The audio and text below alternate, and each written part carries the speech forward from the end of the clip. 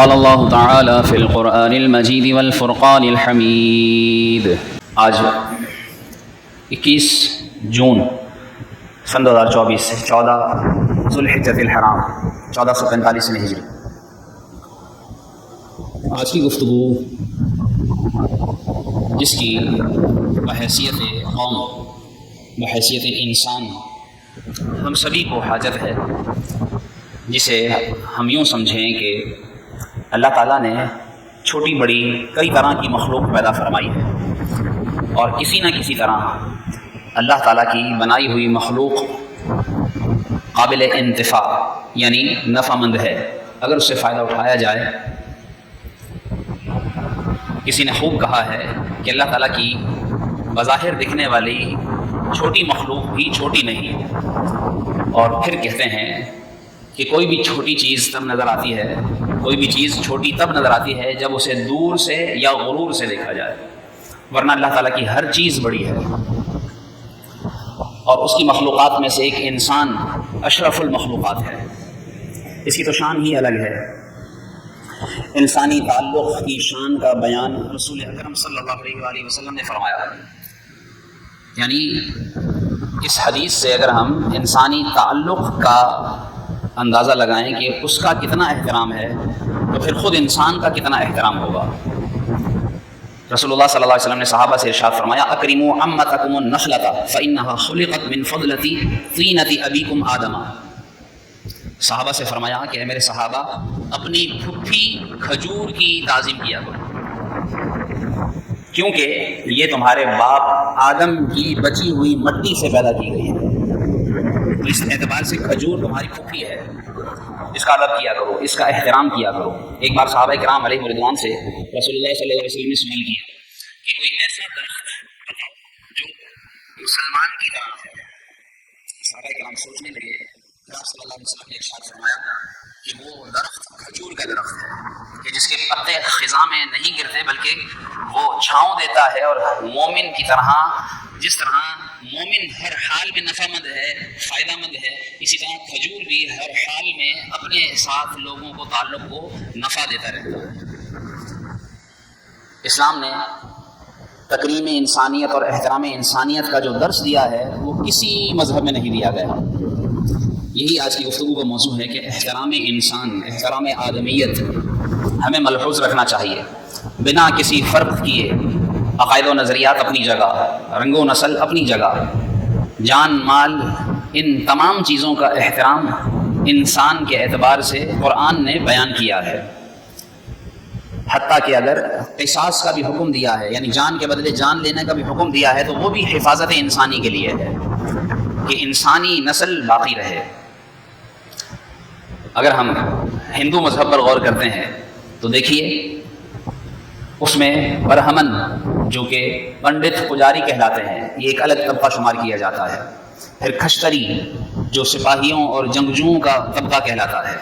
ویشیا جو کاروباری اور مختلف طرح کی صنعتیں رکھنے والے حضرات پر مشتمل ہے۔ شودر جنہیں خدمتگار نوکر سمجھا جاتا ہے۔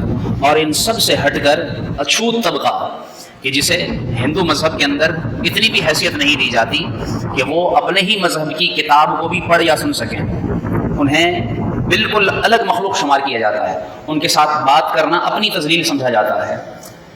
یہ ہندو مذہب کا حال ہے۔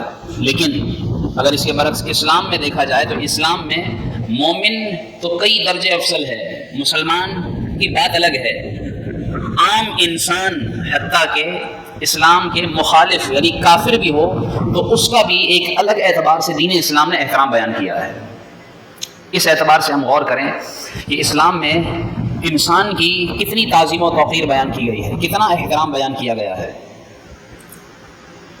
حتیٰ کہ ایک فقہی مسئلہ بیان کیا جاتا ہے جو ہماری معلومات میں بھی اضافہ کرے گا کہ اگر کوئی عورت مر جائے اور وہ امید سے ہو اور اس کے پیٹ میں بچہ زندہ ہو، تو شوافع امام شافعی کے نزدیک احترام انسانیت کی بنیاد پر مسئلہ یہ ہے کہ اس کے پیٹ کو چاک کر کے بچے کو نہیں نکالا جائے گا، کیونکہ کہتے ہیں کہ عورت کا احترام ہے، وہ اس حیثیت کو بیان کرتے ہیں۔ جبکہ اس کے بالکل برعکس احناف حنفی مذہب میں مسئلہ یہ بیان کیا جاتا ہے کہ اگر بچہ زندہ ہو اور عورت مر جائے تو چونکہ وہ عورت مر گئی اگرچہ اس کا احترام اپنی جگہ ہے تو تمام تر تقاضوں کا، پردے کا، تکلیف سے بچانے کا لحاظ رکھتے ہوئے بچے کو زندہ نکالا جائے گا، کہ وہ انسانیت کی تعظیم ہے کہ اس مر جانے والی ایک ذات کی وجہ سے دوسری زندہ ذات کو تو نہ مارا جائے۔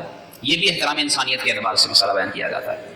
اب آپ دیکھیے کہ یہ دونوں چیزیں احترام انسانیت پر اسلام میں کس طرح بیان کیا گیا کہ اسلام کے اگر مختلف مذاہب یعنی مختلف یہ جو مذہب بیان کیے جاتے ہیں، مذہب شافعی، مذہب حنفی، اس اعتبار سے بھی اگر مد نظر رکھا جاتا ہے ہر مسئلے کے اعتبار سے تو سب سے پہلے انسانیت کی بات کو، انسانی احترام کو، اس کی تعظیم، اس کی توقیر، اس کی تعظیم کو، تکریم کو۔ امام طحاوی جو حنفی مذہب کے بہت بڑے مجتہد ہیں، ان کے بارے میں آتا ہے کہ یہ حنفی سے پہلے یہ شافعی تھے، اور جب انہوں نے یہ مسئلہ پڑھا، جب شافعی تھے اور یہ مسئلہ پڑھا تو چونکہ یہ بھی اسی طرح پیدا ہوئے تھے کہ ان کی والدہ کا انتقال ہو گیا تھا اور انہیں مذہب حنفی پر عمل کرتے ہوئے ان کی والدہ کا پیٹ چاک کر کے ان کو نکالا گیا تھا۔ تو جب انہیں یہ مسئلہ معلوم ہوا تو کہنے لگے میں اس شافعی مذہب کو کیوں اختیار کروں جو میرے مرنے پر راضی ہو، میں اس مذہب کو اختیار کروں جو مجھے زندہ رکھنے پر راضی ہوا اور آج میں اس دنیا میں ہوں۔ تو کہتے ہیں پھر یہ ایسے حنفی مذہب اختیار کر گئے اور بڑے مجتہد بن کر سامنے آئے۔ تو اس سے معلوم ہوتا ہے کہ اللہ رب العالمین نے دین اسلام میں انسان کا بڑا احترام بیان کیا ہے۔ احترام آدمیت میں رسول اللہ صلی اللہ علیہ وآلہ وسلم سے کھڑا ہونا ثابت ہے۔ جب حضرت سعد بن معاذ جو قبیلہ انصار کے سردار تھے، جب وہ تشریف لائے، رسول اللہ صلی اللہ علیہ وسلم نے صحابہ سے فرمایا قوموا الی سیدکم فانزلوہ، اپنے سردار کے لیے کھڑے بھی ہو جاؤ اور انہیں ان کی سواری سے اتارو، انہیں عزت دو، ان کا احترام کرو۔ وہ کافر تھے، یہ مسلمان تھے، لیکن چونکہ قوم کے سردار تھے آپ نے ان کی تعظیم کا حکم دیا۔ آپ صلی اللہ علیہ وسلم سے یہ تعظیم یوں بھی ثابت ہے کہ جب آپ بھی فاطمہ سیدہ زہرا رضی اللہ تعالیٰ عنہ کے گھر جاتے تو حضرت فاطمہ آپ کے ادب میں کھڑی ہو جاتی ہیں اور آپ کی تعظیم کرتی ہیں، ہاتھ پکڑ کر اپنی جگہ بٹھاتی، اور جب یہ رسول اللہ صلی اللہ علیہ وسلم کے پاس حاضر ہوتی تو آپ صلی اللہ علیہ وآلہ وسلم بھی اپنی بیٹی کی خاطر کھڑے ہو جاتے، کھڑے ہو کر ماتھے پر بوسہ بھی دیتے اور شفقت کے ساتھ اپنی جگہ پر بھی بٹھایا کرتے تھے۔ جہاں باپ بیٹی کا ایک دوسرے کا ادب احترام ثابت ہوتا ہے، وہیں یہ بھی معلوم ہوتا ہے کہ کوئی چھوٹا بڑا نہیں بلکہ تعظیم، توقیر، تکریم ہے، عزت ہے، احترام ہے جو دیا جانا چاہیے۔ ایک یہودی کا جنازہ کہیں سے گزرا، کوئی صحابی وہاں کھڑے ہو گئے، یہودی کا جنازہ، کھڑے ہو گئے۔ جب وہ گزر گیا تو کسی پوچھنے والے نے پوچھا کہ جنازہ تو یہودی کا تھا اور آپ کیوں کھڑے ہوئے؟ کہنے لگے ہم بھی اسی طرح رسول اللہ صلی اللہ علیہ وسلم کے ساتھ ایک بار بیٹھے ہوئے تھے کہ ایک یہودی کا جنازہ گزرا تھا تو آپ صلی اللہ علیہ وسلم کھڑے ہو گئے تھے، کیا کچھ نہیں، بس کھڑے ہو گئے۔ آپ صلی اللہ علیہ وسلم سے صحابہ نے پوچھا یا رسول اللہ یہ تو یہودی کا جنازہ ہے، آپ کیوں کھڑے ہوئے؟ آپ نے فرمایا وہ مذہباً اپنے مسلک، اپنے مذہب کے اعتبار سے یہودی ہوگا اپنے لیے، لیکن انسان تو ہے نا، مر گیا ہے وہ، میں نے کچھ نہیں کیا، بس صرف اپنی جگہ پر کھڑا ہوا ہوں، میرے کھڑے ہونے سے کیا ہو گیا؟ اس طرح رسول اللہ صلی اللہ علیہ وسلم نے انسانی جان کا احترام بیان فرمایا ہے۔ جزء انسانی، انسان کے جز، میں مسلمان اور مومن کی بات نہیں کر رہا ہوں، عام انسان کی بات کر رہا ہوں۔ آج ہم مسلک پر، فرقے پر لڑتے ہیں، ایک دوسرے کو نیچا دکھانے کی کوشش کرتے ہیں، رنگ دیکھ کر ہم کسی کی حیثیت کا اندازہ کرتے ہیں۔ کوئی کالا ہے تو ہمارے نزدیک قابل احترام نہیں، گورا ہے تو ہم سمجھتے ہیں کسی اچھی نسل سے تعلق رکھتا ہے، ہم پیسے کو عزت دیتے ہیں، غریب کا کوئی احترام نہیں کرتے۔ آج ہمارے نزدیک کسی چھوٹے بڑے کا احترام کوئی معنی نہیں رکھتا، حالانکہ یہ سارے احترام دین میں بیان کیے گئے ہیں اور بنا کسی امتیاز کیے احترام کو دین اسلام نے بیان فرمایا ہے۔ جزء انسانی کا اتنا احترام ہے کہ انسان کے ناخن، انسان کے بال بھی پھینک دینے سے بچنے کا حکم ہے، پھینک دینے کی بجائے انہیں احترام ادب سے دفنانے کا حکم ہے۔ اسے گندے پانی میں بہایا نہ جائے، اسے کچڑے کوڑے میں نہ ڈالا جائے۔ علماء فرماتے ہیں کہ کسی گندی جگہ پر انسانی ناخن اور بال پھینک دینا مکروہ ہے، بیماری کا سبب ہے۔ آج گھروں کے اندر جو بیماریاں ہیں اس کا ایک سبب یہ بھی ممکن ہے کہ ہوتا ہو، ناخن، بال لوگ نالیوں میں بہا دیتے ہیں، کچرے میں پھینکتے ہیں۔ سنبھال کر رکھتے رہیں، جب کہیں کبھی کسی جگہ جانا ہو، ایسی جگہ جہاں انہیں دفنایا جا سکتا ہو، دفنا دیے جائیں، یا کسی سمندر میں بہا دیے جائیں، کنویں میں ڈال دیے جائیں، انہیں گندی جگہ پر نہ پھینکا جائے۔ یہ بھی احترام انسانیت، بلکہ احترام جزء انسان ہے، انسان کے جز کا بھی اعتبار ہے، اس کا بھی احترام ہے کہ ادھر ادھر پھینکو گے اس پر پاؤں پڑیں گے، بے ادبی ہوگی۔ حتیٰ کہ انسان کی خرید و فروخت بھی حرام قرار دے دی گئی. ہر چیز بیچی جا سکتی ہے، انسان کو خریدا بیچا نہیں جا سکتا، حرام کر دیا گیا. انسانی اعضاء کی پیوند کاری بھی جب تک شرعی حاجت نہ پڑ جائے تب تک حرام ہے. کسی ایک کا کوئی انسانی جز نکال کر کسی دوسرے کے اندر لگا دینا منع ہے. ہاں اگر اجازت ہے تو وہ بھی اس انسان کی زندگی کے لیے ہے کہ دوسرے انسان کی جان ضائع نہ جائے، وہ بھی انسان کی خاطر. اپنے اعضاء کی وصیت کرنا حرام ہے کہ میں مر جاؤں، میرے مرنے کے بعد میری آنکھ کسی کو دے دینا حرام ہے. ایسی وصیت کرنا جائز نہیں ہے. انسان کے مرنے کے بعد اس کا احترام دیکھیے، کتنا احترام ہے کہ اس کے جسم سے ناخن نہیں کاٹ سکتے تھے، پھر بال نہیں کاٹ سکتے. احترام ہے اس کا. اب وہ مر گیا، اسے تکلیف نہ دے. اختیاری رونا منع ہے کہ اسے تکلیف ہوگی اس کو. انسان مر جاتا ہے، مر جانے کے بعد اسلام یہ حکم دیتا ہے کہ اسے احترام کے ساتھ، بڑے پردے کے ساتھ اسے نہلاؤ، اسے خوشبو لگاؤ، اسے اچھا کفن دو، اسے احترام کے ساتھ کندھوں پر لے جاؤ، اسے احترام کے ساتھ دفناؤ، اور مٹی بھی پھینکو نہیں، ڈالو. کتنا احترام انسان کا مرنے کے بعد بھی دین اسلام بیان کرتا ہے. حتیٰ کہ انسان بلکہ کافر کا جھوٹا پانی بھی پاک قرار دیا گیا ہے. کافر بھی پانی پیے گا، اس کے پینے سے پانی ناپاک نہیں ہو جائے گا، وہ پاک ہے. بے شک مسلمان نہ پیے لیکن اسے پودوں کو ڈال دے، جانوروں کو پلا دے، ہے وہ پاک، ناپاک نہیں ہوگا. انسانی احترام ہے. جنبی ناپاک انسان کا پسینہ بھی پاک ہے. حتیٰ کہ حائضہ عورت جو ایام سے ہو، اس کا کھانا پکانا اسلام میں روا رکھا گیا. یہودی ایام والی عورتوں کا کھانا پکانا اپنے لیے منع سمجھتے تھے، ان کے ہاتھ کا پکا ہوا کھاتے نہیں تھے. رسول اللہ صلی اللہ علیہ وسلم نے اجازت عطا فرمائی کہ تم کھایا پیا کرو. اس کی ناپاکی اپنی جگہ ہے لیکن اس کے پکانے سے کوئی چیز ناپاک نہیں ہو جائے گی. دیکھیے کتنا احترام بیان کیا گیا. لیکن آج افسوس ہے کہ آج لوگ مل کر کھانا بھی اپنے لیے عار سمجھتے ہیں. اپنے برتن الگ رکھتے ہیں. باقاعدہ کتابوں میں لکھا ہے کہ برتن الگ رکھنا، کہ جی یہ فلاں کا برتن ہے، یعنی بچوں کے لیے الگ برتن ہوگا، بڑوں کے لیے الگ ہوگا. کوئی اور اعتبار ہو وہ ایک الگ بات ہے کہ وہ گندگی نہ کریں یا وہ کوئی ایسا کام نہ کریں کہ جس سے کراہت آئے. لیکن یہ سوچ کر کہ نہیں اس کے برتن میں کھاؤں گا تو کچھ ہو جائے گا، یہ سمجھ کر برتن الگ کرنا بھی بے برکتی کا سبب لکھا گیا ہے. لوگ یہاں تک بھی کرتے ہیں، کسی کا جھوٹا پانی بھی نہیں پیتے. رسول اللہ صلی اللہ علیہ وآلہ وسلم سے جھوٹا پانی پینا کیسے ثابت ہے؟ سیدنا ابو ہریرہ رضی اللہ تعالیٰ عنہ بہت بھوک سے بیتاب ہو کر نکلتے ہیں کہ کچھ کھانے کو ملے، اور حضرت ابوبکر صدیق رضی اللہ تعالیٰ عنہ سے ملاقات ہوتی ہے. آپ سمجھتے ہیں کہتے کچھ نہیں ہیں، بھوکے ہیں، منہ سے نہیں کہتے کہ بھوکا ہوں. یہ سوچ رہے ہوتے ہیں کہ شاید ابوبکر صدیق کو اندازہ ہو جائے میری بھوک کا، لیکن وہ دعا سلام کرتے ہیں. کوئی آیت بھی پوچھتے ہیں اس بہانے کہ اس آیت کا مفہوم سمجھائیے، لیکن جب وہ نہیں سمجھتے گزر جاتے ہیں. سیدنا عمر فاروق اعظم رضی اللہ تعالیٰ عنہ سے ملاقات ہوتی ہے، ان کے سامنے بھی کوئی مسئلہ رکھتے ہیں یہ نیت رکھ کر کہ شاید یہ میری بھوک کا احساس کر لیں، لیکن وہ نہیں سمجھ پاتے اور بات بتا کر چلے جاتے ہیں. اتنے میں رسول اللہ صلی اللہ علیہ وآلہ وسلم تشریف لاتے ہیں.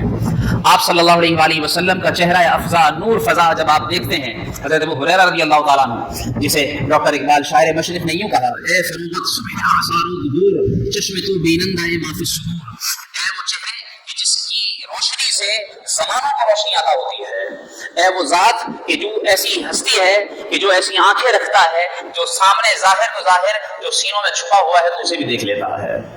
اسے ڈاکٹر اقبال نے یوں لکھا ہے. اور جب یہ بات حضرت ابو ہریرہ رضی اللہ تعالیٰ عنہ کے سامنے آتی ہے یوں کہ آپ سے ملاقات ہوتی ہے، ابو ہریرہ کہتے کچھ نہیں ہیں. رسول اللہ صلی اللہ علیہ وسلم پہلے فرما دیتے ہیں، ابو ہریرہ بھوکے معلوم ہوتے ہو، جاؤ وہاں سے دودھ کا پیالہ لے کر آؤ. بعض روایتوں میں لکھا ہے کہ آپ محفل میں تشریف فرماتے ہو اور دودھ کا پیالہ آتا ہے. بعض روایتوں میں یہ لکھا ہے کہ آپ خود حکم دیتے ہیں کہ جاؤ دودھ کا پیالہ اٹھا لاؤ. دودھ کا پیالہ منگا کر رسول اللہ صلی اللہ علیہ وسلم سے یہ امید ہوتی ہے کہ آقا صلی اللہ علیہ وسلم مجھے پینے کا کہیں گے. آپ صلی اللہ علیہ وسلم ارشاد فرماتے ہیں کہ ابو ہریرہ جاؤ اصحاب صفے کو بلاؤ. اصحاب صفے 70 کی تعداد میں صفت بلایا جاتا ہے، سارے بیٹھ جاتے ہیں. اتفاق سے پہلے جانب ابو ہریرہ بیٹھتے ہیں. آپ صلی اللہ علیہ وسلم ابو ہریرہ سے کہتے ہیں ابو ہریرہ سب کو پلانا شروع کرو. سیدھے ہاتھ سے شروع ہوتا ہے. ایک پیالہ ہے دودھ کا، بھوک سے شدت سے یہ بلبلا رہے ہیں اور 70ویں نمبر پر ان کا نمبر ہے. اور جب سیدھی طرف سے پلانے کا حکم ہوتا ہے تو سوچتے ہیں کہ اب کیا ہاتھ آئے گا. پیالہ ایک ہے، بھوکا میں ہوں، پینے والے 70 ہیں، قطرہ بھی نہیں آئے گا. لیکن پلاتے جاتے ہیں. حکم جو تھا، طاعت رسول جو تھی، پھر بھی زبان سے نہیں نکلتا بھوکا ہوں. کہتے نہیں ہے کہ بھوکا ہوں یا رسول اللہ پہلے مجھے دے دیں. نہیں، حضور نے حکم دیا ہے پلاؤ. سیدھے ہاتھ سے پلانا شروع کرتے ہیں. کہتے ہیں روایتوں میں آتا ہے کہ صحابی پی رہے ہوتے ہیں اور یہ جھانک جھانک کر دیکھ رہے ہوتے ہیں ختم تو نہیں ہو گیا. یہ عالم ہے بھوک کا. پلاتے جاتے ہیں اور رسول اللہ کا ہاتھ جس پیالے پر لگ جائے اور جانتے ہیں کہ آپ صلی اللہ علیہ وسلم نے پلانا بھی نہیں تھا، دراصل تو پینے شروع ہوئے، صحابہ کرام دودھ پی رہے ہیں، پیتے پیتے جاتے ہیں، 69 صحابہ نے دودھ پی لیا، دودھ کا ایک پیالہ ختم ہونے کا نام نہیں لے رہا۔ دیکھیے رسول اللہ صلی اللہ علیہ وسلم کے ہاتھ سے لگے ہوئے اس دودھ کے پیالے کے اندر برکت کہ آپ صلی اللہ علیہ وسلم نے آخر میں صحابی حضرت ابو ہریرہ رضی اللہ تعالیٰ عنہ سے ارشاد فرمایا، ابو ہریرہ تم پیو۔ ابو ہریرہ دونوں ہاتھوں سے پیالہ پکڑتے ہیں اور خوب پیتے ہیں، پیتے پیتے ان کی داڑھی سے ٹپکنا شروع ہو جاتا ہے دودھ، اتنا دودھ پیا، پیٹ بھر گیا۔ 3 بار حضور صلی اللہ علیہ وسلم نے ارشاد فرمایا ابو ہریرہ پیو نا، اور آخر میں حضرت ابو ہریرہ کہہ پڑتے ہیں لا والذی بعثک بالحق ما اجد له مسلکا، یا رسول اللہ اس ذات کی قسم جس نے آپ کو حق بنا کر بھیجا ہے، اب میرے اندر گنجائش نہیں بچی ہے، اب میرے اندر ہمت نہیں بچی ہے، اب نہیں پی پاتا۔ آپ صلی اللہ علیہ وسلم نے پھر وہ پیالہ لیا، بسم اللہ الرحمن الرحیم پڑھا اور آپ نے پیا اور وہ ختم ہو گیا۔ آپ صلی اللہ علیہ وآلہ وسلم کا یہ پورا واقعہ جسے امام اہل سنت نے یوں بیان کیا ہے، کیوں جناب ابو ہریرہ تھا وہ کیسا جام شیر جس سے 70 صاحبوں کا دودھ سے منہ بھر گیا، 70 صحابہ نے دودھ پیا، وہ پیالہ ختم نہ ہوا، آپ صلی اللہ علیہ وسلم نے پیا، ختم ہو گیا۔ جہاں اس واقعے کے اندر کئی معجزات ثابت ہوتے ہیں، وہاں سنانا اس واقعے کا مقصد یہ ہے کہ آپ صلی اللہ علیہ وسلم سردار انبیاء ہو کر 70 صاحبوں کا جھوٹا دودھ پی رہے ہیں، اور آج ہم مسلمان کا جھوٹا پانی نہیں پیتے، اس کا بچا ہوا کھانا اپنے لیے آر سمجھتے ہیں۔ احترام انسانیت ہے، اسے پھینک دیتے ہیں، باقاعدہ لوگ پانی پھینک دیتے ہیں، کھانا پھینک دیتے ہیں کہ بھائی فلاں نے کھایا ہے۔ ہوٹلوں کے اندر دیکھیے کتنا کتنا کھانا ضائع کیا جاتا ہے۔ مالکان جو ہوتے ہیں وہ مالکان چاہیں تو وہ کھانا جمع کر کے کسی غریب کو دے سکتے ہیں، لیکن نہیں، پھینکا جاتا ہے، ضائع کیا جاتا ہے، پھر بے برکتی کا رونا بھی ہو جاتا ہے۔ خدا را انسانیت کے احترام کو سامنے رکھیں، عزت نفس، عزت انسانی رسول اللہ صلی اللہ علیہ وسلم کیسے کر کے دکھائی ہے۔ اسی طرح ایک اور پہلو عزت انسانی کا کہ ایک دیہاتی مسجد میں آیا اور مسجد میں آ کر اس نے کسی کونے میں پیشاب کرنا شروع کر دیا۔ دور رسول ہے، وہ دیہاتی پیشاب کر رہا ہے، صحابہ کرام دوڑے اس کو پکڑیں، منع کریں، آپ صلی اللہ علیہ وسلم نے روک دیا۔ دیہاتی تھا، بدو تھا، اعرابی تھا، اتنا سمجھدار نہیں تھا، روک دیا، فرمایا دعوہ، اسے کرنے دو پیشاب۔ حتی اذا فرغ دعا بماء فصبه علیہ، رسول اللہ صلی اللہ علیہ وسلم نے اس کے فارغ ہونے کے بعد ایک پانی کا ڈول منگوایا اور اس پر پانی بہا دیا اور فرمایا کسی کو تذلیل کے ساتھ پیش نہ آؤ۔ آج ہمارے ہاں اس طرح کوئی مسجد میں کوئی اس طرح کوئی حرکت کرے، اسے سب کے سامنے ذلیل کیا جاتا ہے۔ کسی کا موبائل غلطی سے بچ جائے، بعض مسجدوں میں نے دیکھا ہے کہ اسے ذلیل کرتے ہیں کہ تمہیں پتہ نہیں ہے ہماری نماز کا ادب خراب ہو گیا، ہماری توجہ بٹ گئی، ہمارا خلل آ گیا، ہمارے ساتھ یہ ہو گیا، کوئی پنکھا بند کر دے، اس کو ذلیل کیا جاتا ہے، اس کی عزت کا خیال کیے بغیر اسے سب کے سامنے رسوا کیا جاتا ہے۔ کوئی ایسی غلطی کر لے، ہم اس کی تذلیل میں دیر نہیں لگاتے۔ تذلیل کرنا، کسی کو ذلیل کرنا ہمارا مشغلہ بن چکا ہے۔ خدا را انسانیت کا احترام کریں، کسی سے غلطی ہو گئی، تھوڑا صبر، تحمل، تھوڑا برداشت سے کام لیں۔ کوئی ایسا کام نہیں ہو گیا کہ اس کا ازالہ نہیں ہو سکتا، جب اس کا ازالہ ممکن ہے، اس کو سمجھایا جا سکتا ہے۔ ہاں، اگر کہیں وہ جان بوجھ کر غلطی کرتا ہے پھر بھی اس کو دوسروں کے سامنے ذلیل نہ کریں، ایک طرف لے جا کر سمجھائیں۔ تو یہ ہمارا دین ہمیں سکھاتا ہے۔ اسی طریقے سے ہمارے دین میں سب سے اہم پہلو آج کی گفتگو کا احترام انسانیت میں بزرگوں کا احترام، کہ جس کی عمر طویل ہو جائے۔ قرآن کریم میں اللہ رب العالمین نے ارشاد فرمایا وَمَن نُعَمِّرْهُ نُنَكِّسْهُ فِي الْخَلْقِ، کہ جسے ہم طویل عمر عطا فرماتے ہیں تو پھر اس کی تخلیق میں ہم ایسی تبدیلی، ایسا بدلاؤ لے آتے ہیں کہ پھر وہ بڑی عمر کا ہو کر بھی ذہنی اور جسمانی اعتبار سے جو بچپنے میں بچہ جن چیزوں کا اظہار کرتا ہے وہ چیزیں اس بزرگ میں آ جاتی ہیں، وہ ذہنی اور جسمانی اعتبار سے بچے کی طرح ہو جاتا ہے، پھر وہ چھوٹی چھوٹی چیزیں محسوس کرتا ہے۔ پھر جس طرح ایک بچہ کمزور ہوتا ہے، اس بزرگی میں آ کر اس کا جسم بھی انہی کمزوریوں کا مظہر بن جاتا ہے۔ ایک بوڑھا رسول اللہ صلی اللہ علیہ وآلہ وسلم کی بارگاہ میں ملنے آیا، ملنے میں دیر ہوئی، اسے راستہ نہ ملا، تو آپ صلی اللہ علیہ وسلم نے اس بوڑھے کی تعظیم کی خاطر کیا فرمایا؟ لیس منا من لم یرحم صغیرنا ویوقر کبیرنا، کہ جو ہمارے چھوٹوں پر شفقت نہ کرے، بڑوں کی تعظیم، ان کا ادب احترام نہ کرے، وہ ہم میں سے نہیں ہے۔ بزرگ کی تعظیم، آپ صلی اللہ علیہ وسلم نے فرمایا 3 لوگوں کو جگہ دیا کرو، ان کے بیٹھنے کے لیے کشادگی کیا کرو، اور بیٹھنے کے لیے کشادگی کرنا سنت ہے۔ اس سنت کا یوں بھی اظہار کروں، ہم مسجد میں بیٹھے ہیں، صفوں میں جگہ باقی ہے، جب جگہ ملے تو خدا را اس نیت سے سرک جایا کریں۔ رسول اللہ صلی اللہ علیہ وسلم کی مجلس میں کوئی آتا، جگہ نہ بھی ہوتی، جگہ سرکنے کے لیے جگہ نہیں ہے، لیکن پھر بھی آپ یوں تھوڑا سا مس ہوا کرتے تھے، تھوڑی سی حرکت کے سرک جائیں، فرمایا یہ سرکنا بھی سنت مبارکہ ہے۔ اس طرح تھوڑا سا ہلو گے، کسی کو معلوم ہوگا، کسی کو احساس ہوگا کہ ہاں اس نے میرے لیے جگہ بنائی ہے، اس نے میرا احساس کیا ہے۔ اس سنت پر بھی عمل کرنا چاہیے۔ آپ صلی اللہ علیہ وسلم نے اس سنت کا اظہار فرمایا۔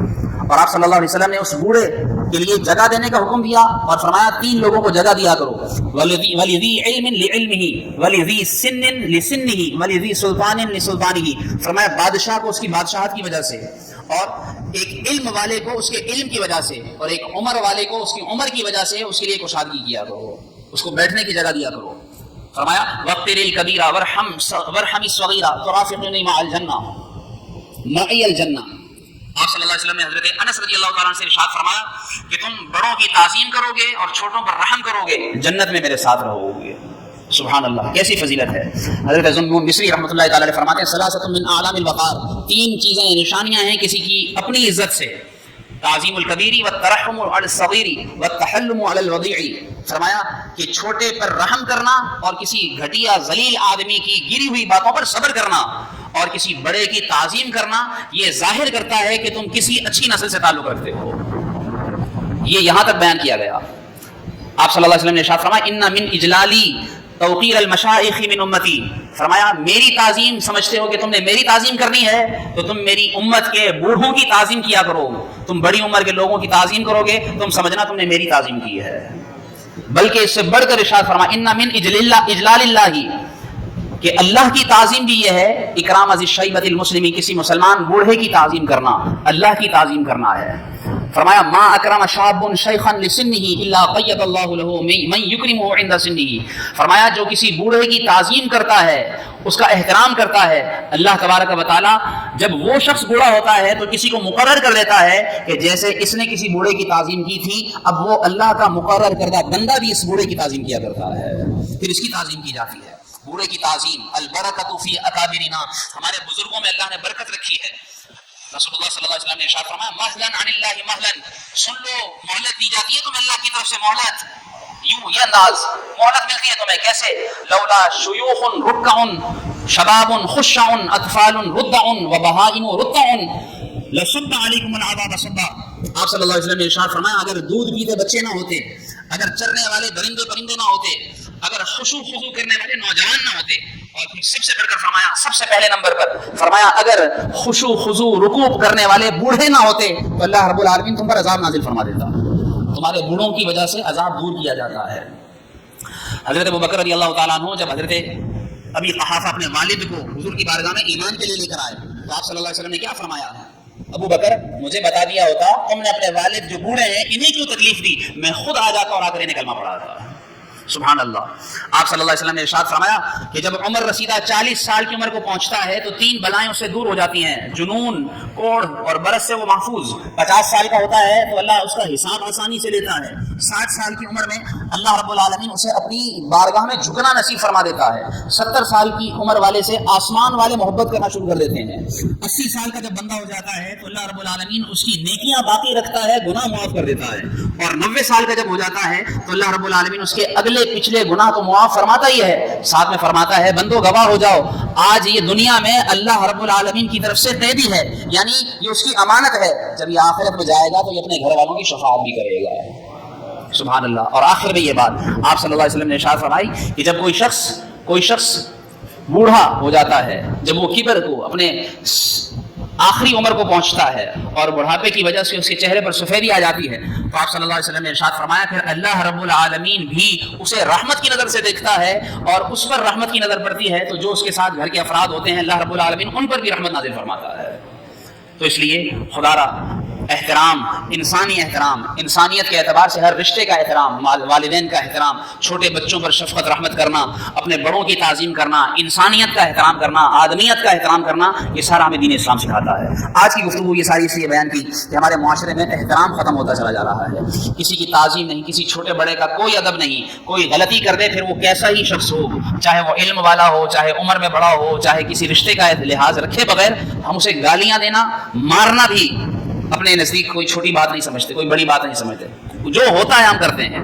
احترام سے کام لیجئے، احترام سے، تکریم سے، عزت سے کام لیجئے، انشاءاللہ اللہ تعالی ہمیں بھی عزت نصیب فرمائے گا۔ اللہ پاک ہم سب کو عمل کرنے کی توفیق عطا فرمائے۔ وہ لطف زندگی پایا نہیں کرتے یادیں مصطفیٰ سے دل کو بہلایا نہیں کرتے